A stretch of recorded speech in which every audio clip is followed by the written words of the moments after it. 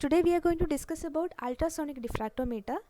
This is basically an experimental setup that is used to determine the velocity of ultrasonic waves in liquid by using the principles of diffraction. As you have already studied the diffraction theory, that is the calculations involving grating equation, this experimental setup and the theory will be easy to understand for you. So let's see what the principle, construction and working of this experimental setup looks like. In 1932, Debye and Sars experimentally showed that light experiences a diffraction when passing through a liquid medium that is excited to high frequency vibrations like ultrasonic vibrations. That is, when ultrasonic waves are made to travel through a transparent liquid medium like kerosene or carbon tetrachloride or xylene, etc. We choose a transparent liquid because it can transmit light.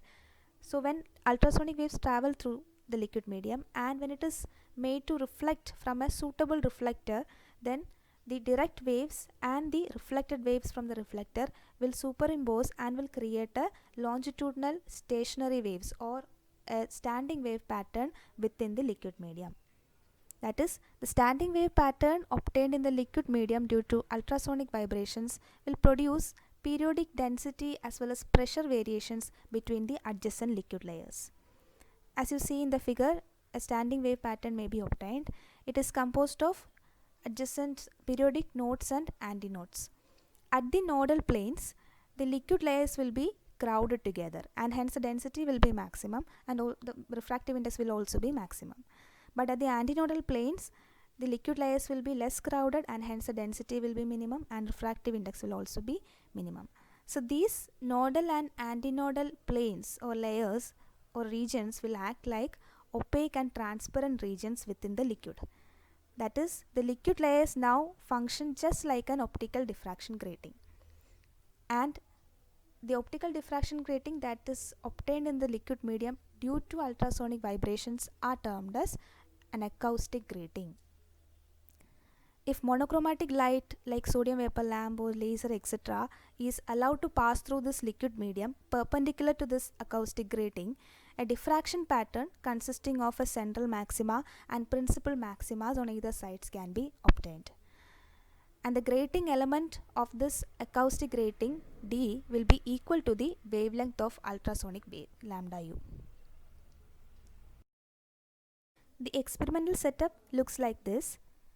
Light from a sodium vapor lamp is rendered parallel by means of a collimator towards a liquid cell that is placed on a prism table and is containing a transparent liquid like kerosene or CCl4 in which the velocity of ultrasonic wave is going to be determined.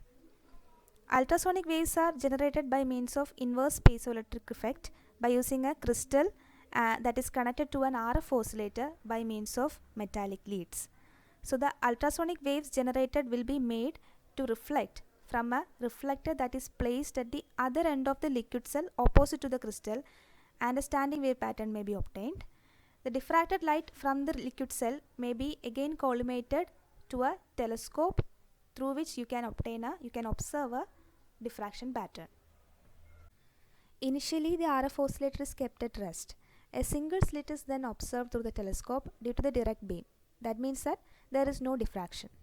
After making the suitable arrangements, the RF oscillator is turned on and the frequency of the RF oscillator is adjusted to match with the natural frequency of the quartz crystal. Then resonance occurs and the crystal will vibrate with maximum amplitude.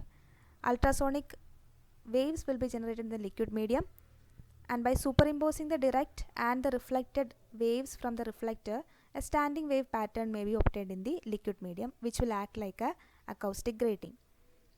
Parallel monochromatic rays from the sodium lamp is allowed to incident perpendicular to this acoustic grating and you can observe a distinct diffraction pattern through a telescope.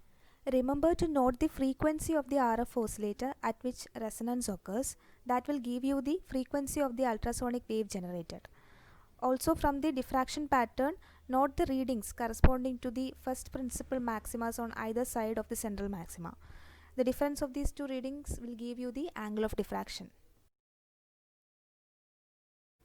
From the theory of diffraction, we can write the grating equation for the nth order principal maxima as d sine theta n equal to n lambda, where d is the grating element, theta n is the angle of diffraction for the nth order principal maxima, and lambda is the wavelength of light used.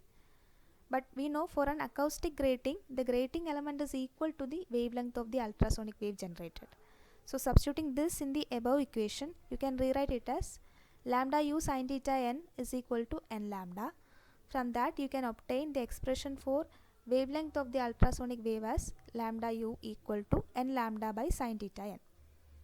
Now to determine the velocity of ultrasonic waves, you can multiply the frequency of the ultrasonic wave that is obtained from the RF oscillator with the wavelength of the ultrasonic wave generated, and you will obtain the expression as n of lambda by sine theta n. So this is how you can determine the velocity of ultrasonic waves in a liquid medium by using the principles of diffraction.